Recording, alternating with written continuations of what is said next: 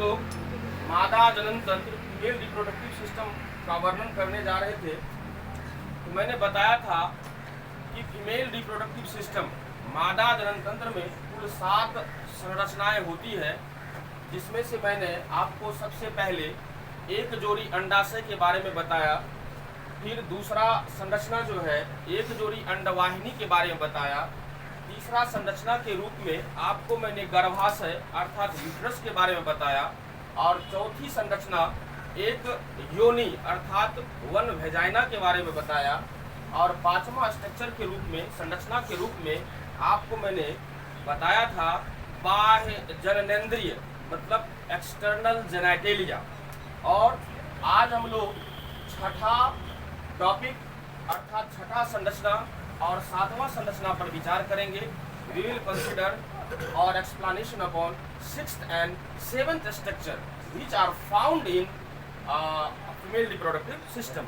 मतलब मादा जनन तंत्र में छठे और 7वां संरचना जो होता है, जो कि आपको सहायक जनन ग्रंथियां और स्तन ग्रंथियां के रूप में है, इस पर हम आज विचार करेंगे, वर्णन करेंगे, व्याख्या करेंगे।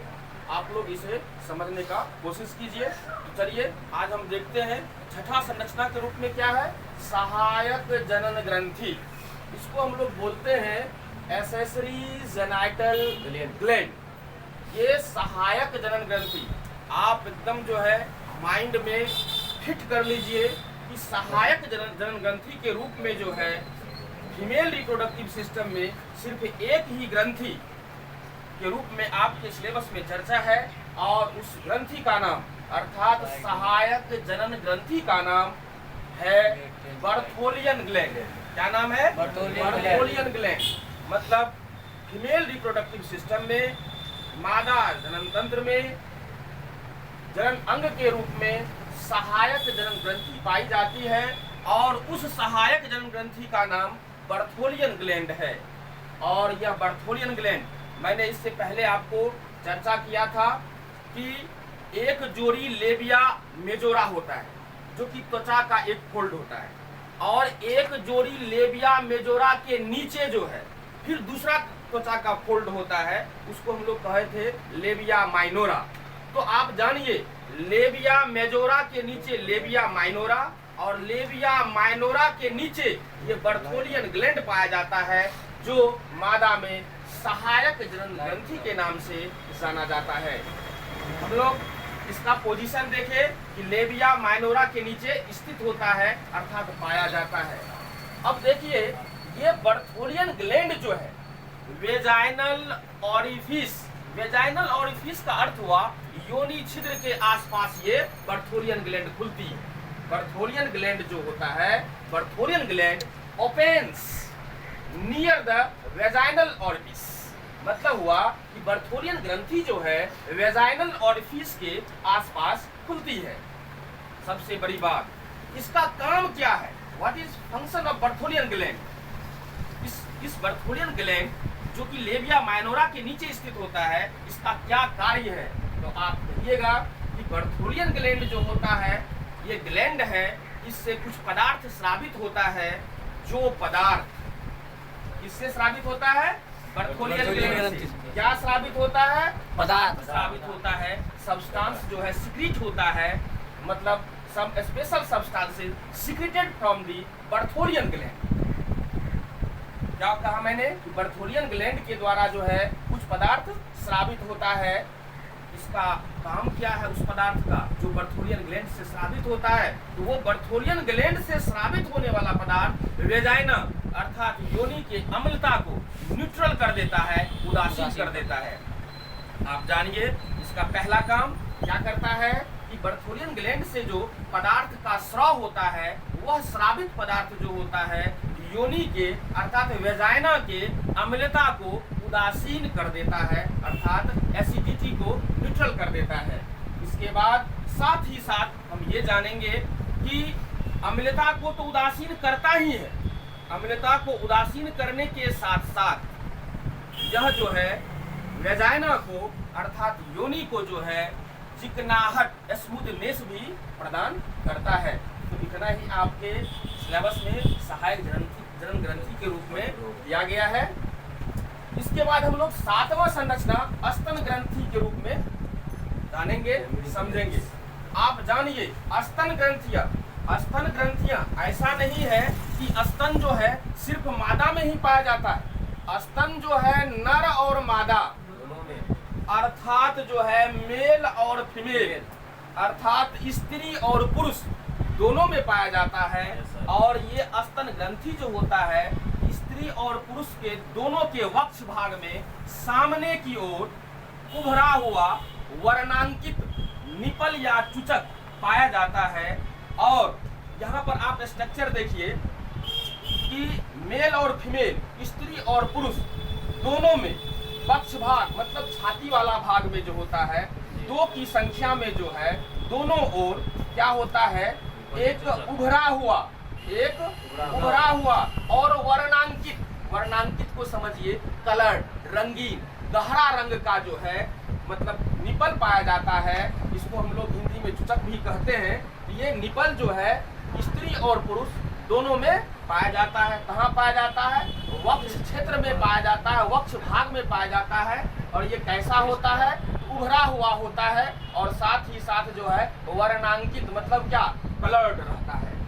इसके बाद हम लोग जानेंगे निपल जो है, निपल के चारों ओर का क्षेत्र, निपल के चारों ओर का क्षेत्र उसे हम लोग एरियोला के नाम से जानते हैं। निपल के चारों ओर का क्षेत्र जो होता है उसको एरियोला के नाम से जानते हैं। तो होता क्या है कि नर मानव में मतलब पुरुष जो होता है, मानव में पुरुष जो होता है उसमें एरियोला जो है उतना फुला हुआ नहीं होता है।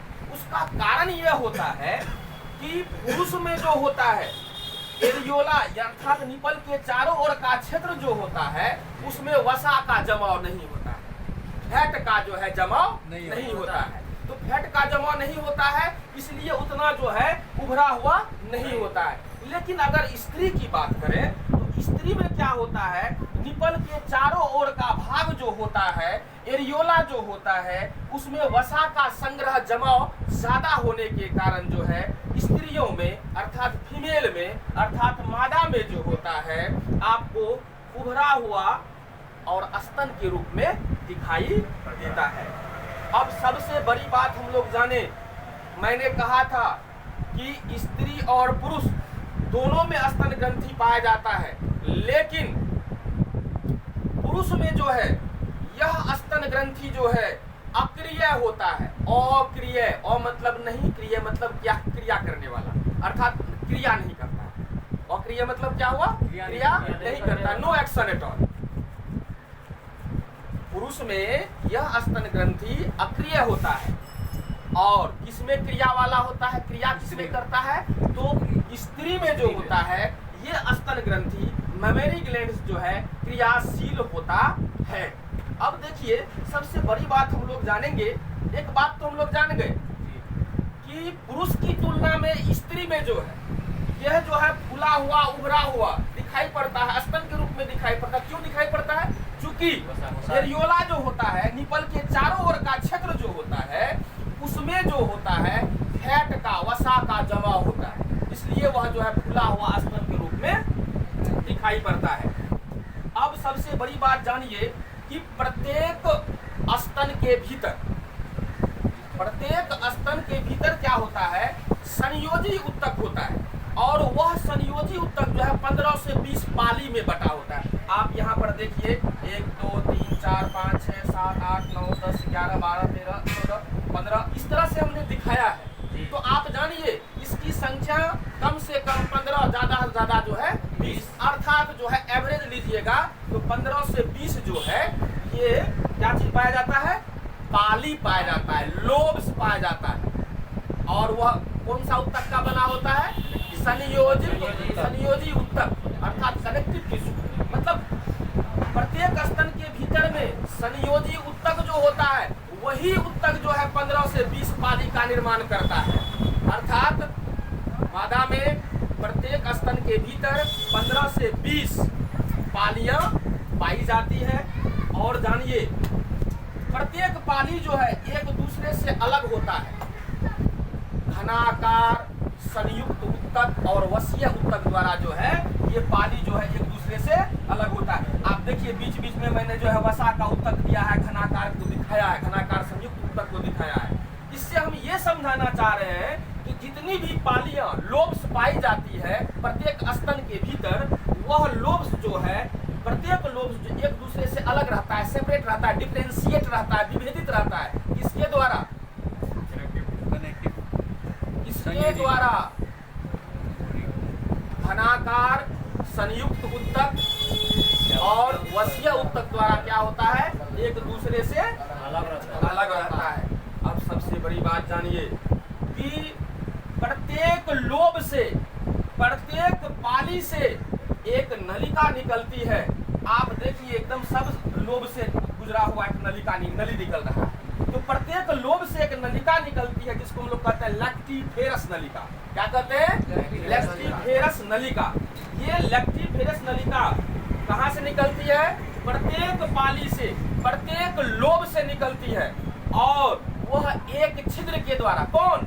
लैक्टिफेरस नलिका प्रत्येक पाली से निकलकर एक छिद्र के द्वारा निपल के शीर्ष भाग में खुलती है। निपल के शीर्ष भाग में खुलती है। इस तरह से मैंने बताया प्रत्येक पाली वसीय उत्तकों द्वारा एवं घनाकार उत्तकों द्वारा एक दूसरे से अलग रहता है। प्रत्येक पालिका से लैक्टिफेरस नलिका निकलकर एक छिद्र द्वारा निपल या चुतक के शीर्ष भाग में खुलता है। तो अब देखिए जैसे ही ये लैक्टिफेरस नलिका निपल के शीर्ष भाग में खुलेगा तो जब मादा प्रसव करती है अर्थात बच्चे को जन्म देती है, तो बच्चे के जन्म के बाद जो है शिशु को स्तनपान कराने में कठिनाई नहीं होती है, क्योंकि इसी निपल के द्वारा बच्चे क्या करते हैं? दुग्ध को अर्थात मिल्क को प्राप्त करते हैं ना। तो कहने का मतलब है कि लैक्टिफेरस नलिका जो है उसी के द्वारा क्या होता है, एक छिद्र से खुल करके वो निपल के शीर्ष भाग में जो है पहुंचता है और उससे क्या करते हैं, उस दूध को प्राप्त कर, मिल्क को गेन कर क्या करते हैं, बच्चे अपना पोषण करते हैं। अर्थात क्या हुआ, उसके नीचे आप लोग पैराग्राफ चेंज करके नीचे आप लोग इसके नीचे लिखिए, कुछ लिखा रहे हैं, लिखिए प्रत्येक स्तन के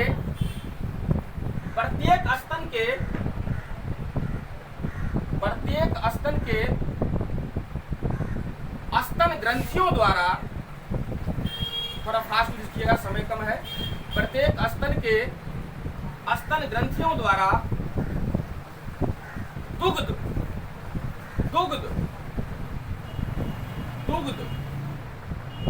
माने मिल्क, दुग्ध का स्राव होता है, दुग्ध का स्राव होता है। फिर पी साइन दीजिएगा, इस तरह से पी साइन पुनः दीजिएगा और लिखिएगा क्या लिखा आपने, प्रत्येक स्तन के स्तन ग्रंथियों से दुग्ध का स्राव होता है। इस दुग्ध की सहायता से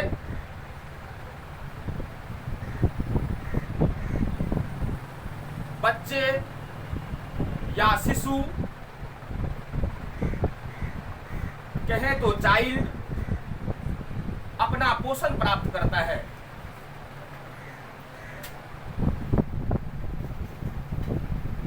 ठीक उसके सामने तीर का निशान दीजिए, पैरेलल साइन दीजिए और लिखिए दुग्ध का स्राव, दुग्ध का स्राव लिखिएगा प्रसव, पोस्ट में लिखिएगा पार्चुरेशन, पार्चुरेशन। दुग्ध का स्राव प्रसव अर्थात पार्चुरेशन के बाद होता है।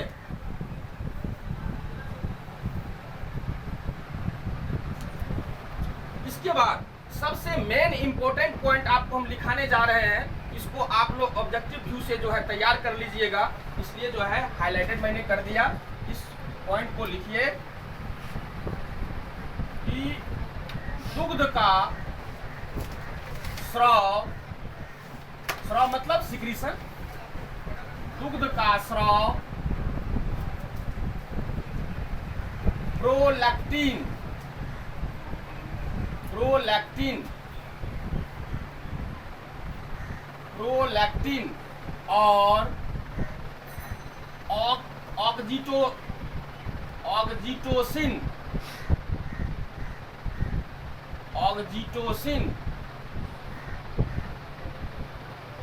ऑक्सीटोसिन हार्मोन के नियंत्रण में होता है।